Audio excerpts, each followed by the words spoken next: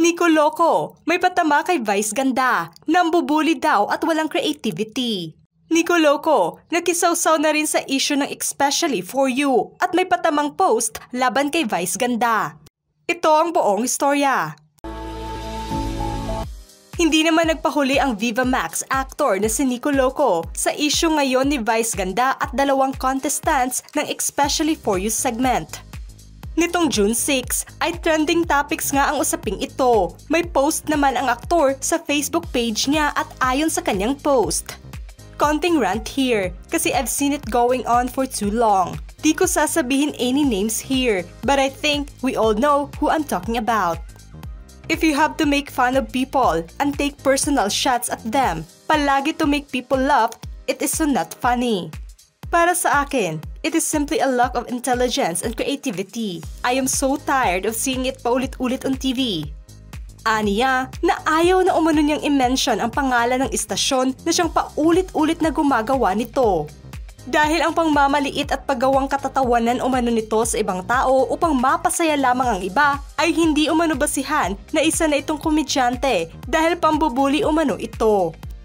Gusto umano niya na makita ang isang specific na tao na maranasan din kahit paminsan at maramdaman at mabalik sa kanya ang ginawa nito sa iba. At aniya na baka hindi na ito matawa kung maranasan nito ang mapahiya. Malinaw naman sa mga netizens na si Vice Ganda nga ang pinaparinggan nito sa kanyang opinyon tungkol sa issue.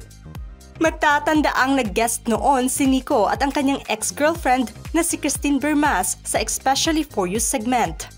Nang mga panahong nag-guest nga ito sa Showtime ay hindi nga siya nakaligtas sa mga banat na biro ni Vice Ganda habang ibinabahagi niya ang love story nila ng kanyang ex.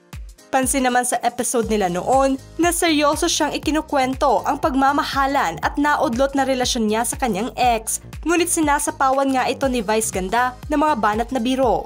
Tila nagtugma nga ang espekulasyon ng iba na hindi nito gusto ang mga banat na biro ni Vice Ganda sa kanya nang mag-guest ito sa show. Klaro naman daw sa sinabi nitong he or she ay mailalarawang ang komedyante nga ang nais nitong patamaan sa kanyang post.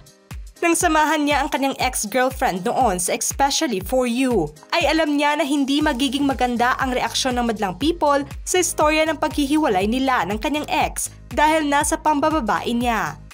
Ngunit sa punto niya ngayon ay pinuna nga siya ng ibang tao. Sa pamamagitan ng kanyang pasaring post ay tila ibinahagi niya rin ang kanyang karanasan sa komedyante na tila ginawang katatawanan ang seryoso niyang pagkwento sa rason ng hiwalayan nila ng kanyang dating kasintahan.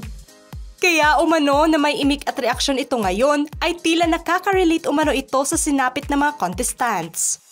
Dahil sa kanyang pasaring na post ay sinang-ayunan nga ito ng ibang mga netizens. Ngunit may iba naman na tinawanan lang ang opinyon nito at inilarawang sawsawero din ito tulad ng isa pang Nico na si Nico Natividad.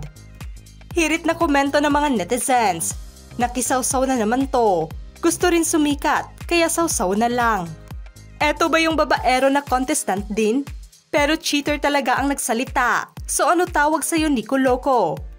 Tinawag na nga ng iba na clout cheater si Nico Loco ngayon matapos na ibinahagi nito ang kanyang reaksyon at opinyon sa naturang issue. Sa kabilang banda ay sinang-ayunan naman ng iba ang punto nito sa pambubuli umano ni Vice Ganda sa ibang mga contestants ng show at aprobado sa ilan ang mga sinabi nito. Na minsan ay hindi na nakakatuwa ang mga banat nitong biro na nakakasakit na pala sa ibang tao.